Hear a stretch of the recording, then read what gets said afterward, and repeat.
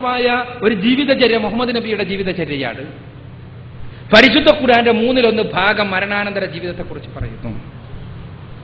ആദ്യം എനിക്ക് എന്റെ മനസ്സിൽ ഞാൻ ഈ പ്രപഞ്ചത്തെക്കുറിച്ചൊന്ന് പഠിച്ചു നോക്കിയപ്പോ, കുറച്ച് മനസ്സിലാക്കാൻ ശ്രമിച്ചപ്പോൾ, ഈ പ്രപഞ്ചത്തെക്കുറിച്ച് മനസ്സിലാക്കാൻ ശ്രമിച്ചപ്പോ 30,000 കോടി ഗാലക്സികൾ എണ്ണിക്കഴിഞ്ഞിട്ടുള്ള ഈ മഹാപ്രപഞ്ചം, ആ പ്രപഞ്ചത്തിൽ ഞാൻ ആരാണ് എന്നൊന്ന് തിരിച്ചറിയാൻ വേണ്ടി ശ്രമിക്കുന്നു. ഞാൻ 30,000 കോടി ഗാലക്സികൾ എണ്ണിക്കഴിഞ്ഞ 30,000 കോടി ഗാലക്സികൾ മൊത്തം പ്രപഞ്ചത്തിന്റെ 20% വരുമോ എന്ന സംശയത്തിലാണ് ഖഗോള ശാസ്ത്രജ്ഞന്മാർ. അപ്പോ 30,000 കോടി ഗാലക്സികളിലൊന്നായ മിൽക്കി വേ ഗാലക്സിയിലെ 10,000 കോടി നക്ഷത്രങ്ങളിലൊന്നായ സൂര്യന്റെ ചുറ്റും ചുറ്റിത്തിരിയുന്ന 10ൽ കുറയാത്ത ഗ്രഹങ്ങളിലൊന്നായ ഭൂമിയിലെ ദശലക്ഷക്കണക്കിന് ജീവവർഗങ്ങളിലൊന്നായ നരവർഗത്തിലെ ഹോമോസാപ്പിയനിലെ കോടിക്കണക്കിന് അംഗങ്ങളിൽ ഒരാൾ ഞാൻ. ഈ പ്രപഞ്ചത്തിന് എന്റെ വിലാസം, ആ വിലാസം തന്നെ എന്നെ വിനയാന്വിതനാക്കുന്നു.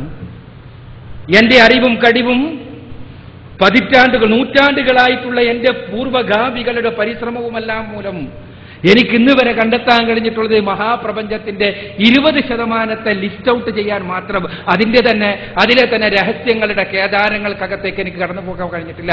പ്രപഞ്ചത്തിന്റെ വേണ്ട എന്റെ അകത്തെ രഹസ്യങ്ങൾ തന്നെ എനിക്കറിയാൻ കഴിഞ്ഞിട്ടില്ല. അപ്പോൾ ഈ പ്രപഞ്ചത്തിനപ്പുറത്തൊരു ലോകം ഉണ്ടാകാം. May be. ഞാൻ ഉണ്ടെന്ന് പറയുന്നില്ല. ഉണ്ട് എന്ന് പറയണമെങ്കിൽ എനിക്ക് ഉറപ്പ് ലഭിക്കണം. ഉണ്ടാകാം എന്ന ബോധം എന്നെ ആദ്യം നയിക്കുന്നു.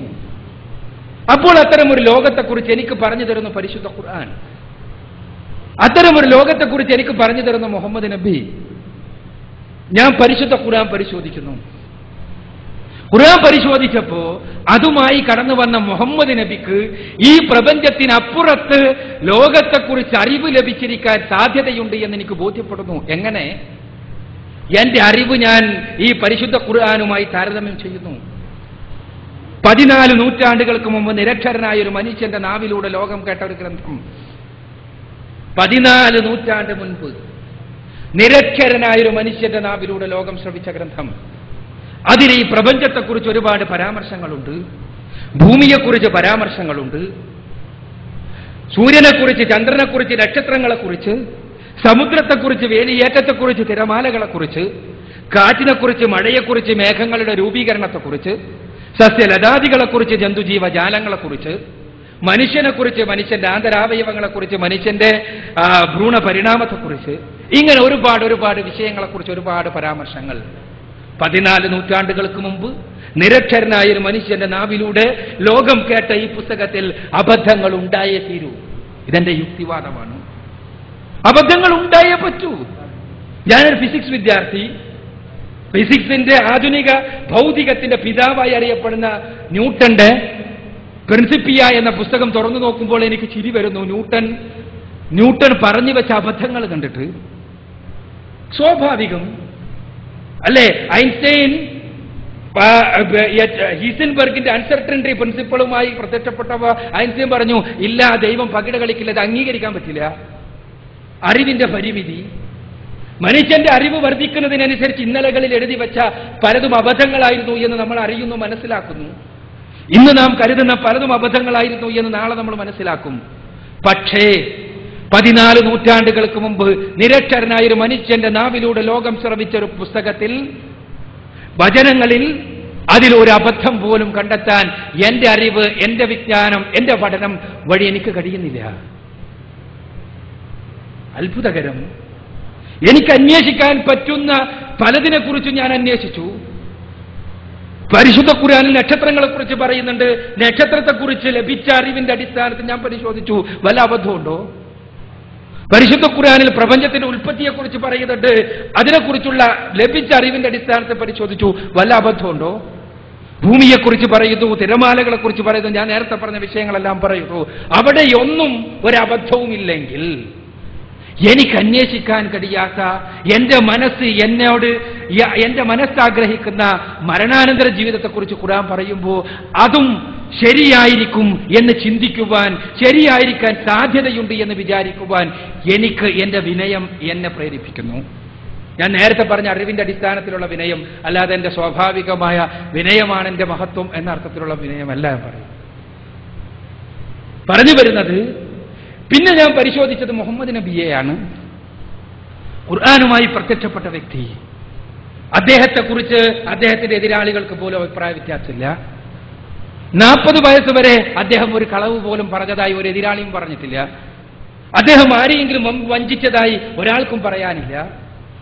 അങ്ങനെയുള്ള ഒരു മനുഷ്യൻ 40 വയസ്സ് വരെ സത്യസന്ധൻ എന്ന് സമൂഹത്താൽ അംഗീകരിക്കപ്പെട്ട ഒരാൾ 40ാമത്തെ വയസ്സിൽ ഒരു പച്ചക്കള്ളം പറയുന്നു എന്ന് സങ്കല്പിക്കുക.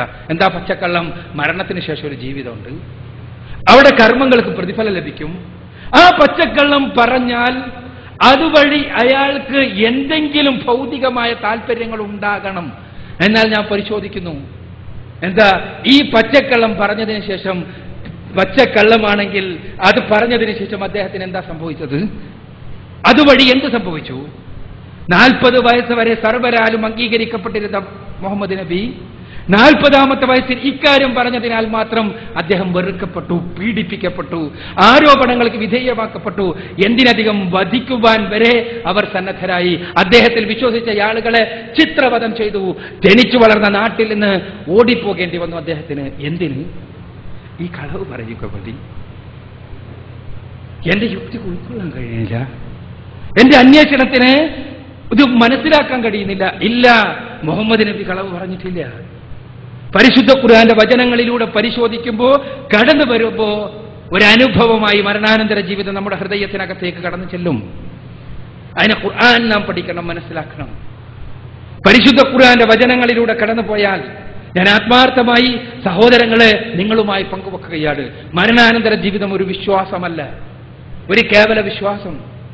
നമ്മളെല്ലാവരും, മുസ്ലിങ്ങൾ അടക്കം എല്ലാവരും എണ്ണിപ്പറയുന്ന മുസ്ലിങ്ങളുടെ വിശ്വാസം മരണാനന്തര ജീവിതം, സ്വർഗ്ഗനരകം. ഹിന്ദുക്കളുടെ വിശ്വാസം പുനർജന്മം. ഇത് ഹിന്ദുക്കൾ പുനർജനിക്കുകയും മുസ്ലിങ്ങൾ മരണത്തിന് ശേഷം ജീവിക്കുകയും ചെയ്യല്ല. പുനർജന്മമാണ് ശരിയെങ്കിൽ എല്ലാവരും പുനർജനിക്കണം. മരണാനന്തര ജീവിതമാണ് ശരിയെങ്കിൽ എല്ലാവരും മരണത്തിന് ശേഷം ജീവിക്കണം. പരിശുദ്ധ ഖുർആന്റെ താളുകളിലൂടെ സഞ്ചരിച്ചാൽ മരണാനന്തര ജീവിതം എന്നുള്ളത് ഒരു കേവല വിശ്വാസം എന്നതിലുപരിയായി ഒരു അനുഭവമായി, ഒരു എക്സ്പീരിയൻസായി നമുക്ക് ഉൾക്കൊള്ളാൻ കഴിയും. അതൊരനുഭവമാണ്. ഇപ്പോൾ ഞാൻ നിങ്ങളെ കാണുന്നു എന്നതൊരനുഭവം. അതെനിക്ക് നിഷേധിക്കാൻ കഴിയില്ലെങ്കിൽ, ഖുർആന്റെ താളുകളിലൂടെ സഞ്ചരിച്ച ഒരാൾക്ക് മരണത്തിന് ശേഷമുള്ള ജീവിതം നിഷേധിക്കാൻ സാധ്യമല്ല. നമ്മുടെ അറിവിന്റെ നമ്മുടെ മാനദണ്ഡങ്ങൾ മുഴുവനും പരിശുദ്ധ ഖുർആനുമായി താരതമ്യം ചെയ്ത് പരിശോധിക്കുക. എന്തെങ്കിലും ഒരു അബദ്ധമുണ്ടെങ്കിൽ നമുക്കത് ഒഴിവാക്കാമായിരുന്നു. ഖുർആൻ തന്നെ പറയുന്ന കാര്യമാണത്. ഖുർആൻ തന്നെ വെല്ലുവിളിക്കുകയാണ്. ഖുർആൻ തന്നെ പറയുന്നു, അഫലാ യതദബ്ബറൂന ഖുർആൻ വലൗ കാന മിൻ ഇൻദി ഗൈരില്ലാ ലവജദൂ ഫീഹി ഇഖ്തിലാഫൻ കസീറ. ഖുർആൻ 4-ാമത്തെ അധ്യായം സൂറത്തുൽ നിസാ 42-ാമത്തെ വചനം. അവർ ഖുർആനെ കുറിച്ച് ചിന്തിക്കുന്നില്ലേ? അതെങ്ങാനും സ്രഷ്ടാവായ തമ്പുരാനിൽ നിന്നല്ലായിരുന്നു ഉള്ളതെങ്കിൽ, അത് മറ്റാരുടെയെങ്കിലും സൃഷ്ടിയാണെങ്കിൽ അതിലവർക്ക് ധാരാളം വൈരുദ്ധ്യങ്ങൾ കണ്ടെത്താൻ കഴിയുമായിരുന്നു, ധാരാളം അബദ്ധങ്ങൾ അതിലുണ്ടാകുമായിരുന്നു. നാം പരിശോധിക്കണം. ഇതൊരു വസ്തുതയാണെങ്കിൽ, മരണാനന്തര ജീവിതം ഒരു വസ്തുതയാണെങ്കിൽ, മരണമാകുന്ന ഈ കൊളുത്ത്, ഈ ഇര, അത് നമ്മൾ കടിച്ചു കഴിഞ്ഞാൽ തിരിച്ചു പോകാൻ നമുക്ക് കഴിയില്ല. സത്യമാണെങ്കിൽ നമ്മൾ ആലോചിച്ച് നോക്കുക, നമ്മുടെ കർമ്മങ്ങളുടെ പ്രതിഫല ലോകമാണത്. നമുക്ക് ചിന്തിക്കുവാൻ, നമുക്ക് ഉൾക്കൊള്ളുവാൻ, നമുക്ക് വിശകലനം ചെയ്യാൻ, നമുക്ക് അപഗ്രഥിക്കുവാൻ പടച്ചവൻ നമുക്ക് ബുദ്ധി നൽകിയിട്ടുണ്ട്. നമ്മിൽ പല സഹോദരങ്ങളും ഇവിടെ നേരത്തെ സൂചിപ്പിക്കപ്പെട്ട പോലെ പഠനത്തിനിടയ്ക്ക് മരണപ്പെട്ടു. പലരും, അല്ലെ, നമ്മുടെ എല്ലാം സുഹൃത്തുക്കൾ. നാം എപ്പോൾ എങ്ങനെ എന്നറിയില്ല. തീർച്ചയായും അത്തരമൊരു ലോകം ഉണ്ടെങ്കിൽ ഞാൻ ആദ്യം പറഞ്ഞല്ലോ, നിങ്ങൾ അതിനുള്ള ഒരു പോസിബിലിറ്റി 0.0001% കൊടുക്കുക. ഉണ്ടെങ്കിൽ ഉണ്ടോ എന്ന് പരിശോധിക്കുവാൻ നമുക്ക് ആകെയുള്ള ഒരു അവസരം എപ്പോഴാണ്? നാം പരിശോധിക്കുക. അതിന് പരിശോധിക്കാൻ നമ്മുടെ കയ്യിലുള്ള സമഗ്രമായ ഒരൊറ്റ സ്രോതസ്സേയുള്ളൂ, അത് പരിശുദ്ധ ഖുർആൻ. നിങ്ങൾ പരിശോധിച്ചു നോക്കുക. പടച്ചതമ്പുരാനിൽ നിന്ന് നമുക്ക് വന്നിട്ടുള്ള, ഇന്ന് നിലനിൽക്കുന്ന മനുഷ്യരുടെ കരവിരുതുകൾ നടക്കാത്ത ഒരൊറ്റ സ്രോതസ് പരിശോധിച്ചു നോക്കുക. മരണാനന്തര ജീവിതം ഒരു അനുഭവമായി നിങ്ങൾക്ക് അനുഭവപ്പെടും എന്ന കാര്യത്തിൽ എനിക്ക് സംശയവുമൊന്നുമില്ല. കാരണം ആത്മാർത്ഥമായി നിങ്ങളത് പരിശോധിക്കുമെങ്കിൽ. ഇത് നേരത്തെ പറഞ്ഞതുപോലെ സുഹൃത്ത് പറഞ്ഞ ചോദ്യത്തിനുള്ള ഉത്തരവാട് കേവലം ആരും തിരിച്ചു വന്നിട്ടില്ല മരണാനന്തര ജീവിതത്തിൽ പോയിട്ട്, ശരിയാണ്. പക്ഷേ നാം തിരിച്ചു വന്നതുകൊണ്ടല്ല നമ്മുടെ ജീവിതത്തിന്റെ ഓരോ കാര്യത്തിലുമുള്ള തീരുമാനങ്ങൾ എടുക്കാറുള്ളത്. മറിച്ച് അത്തരം വിഷയങ്ങൾ അപഗ്രഥിക്കുവാൻ അതിൻ്റെതായ അപഗ്രഥന രീതിശാസ്ത്രമുണ്ട്. ആ രീതിശാസ്ത്രം അനുസരിച്ച് അപഗ്രഥിച്ചാൽ മരണാനന്തര ജീവിതത്തെ നമുക്ക് നിഷേധിക്കാൻ സാധിക്കില്ല. നാം നമ്മുടെ